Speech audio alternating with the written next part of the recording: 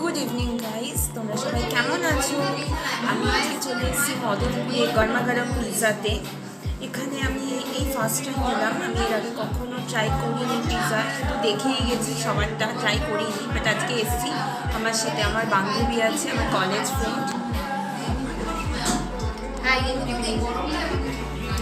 হ্যাঁ, তো ওর সাথে পিৎজাটা ট্রাই করবো। এখানে রেস্টুরেন্টের পরিবেশটা খুব সুন্দর, একটু রাজকীয় পরিবেশ, রাজস্থান ঘরানায় তৈরি।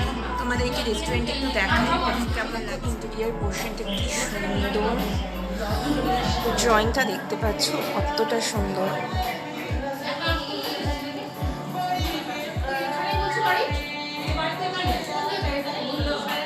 হচ্ছে পিৎজা চলে এসছে। আমরা হচ্ছে মশালা চিকেন পিৎজা অর্ডার করেছি, আর সাথে মোজিতো অর্ডার করেছি। দেখি পিৎজাটা খেয়ে কেমন লাগছে, তোমাদের অবশ্যই জানাবো। অর্ডার দিয়েছি ব্রাউনি উইথ চকলেট। দেখি টেস্ট করে কেমন লাগছে। পিৎজাটা প্রচণ্ড ভালো লেগেছে, তো এটা টেস্ট করে দেখি কেমন লাগছে।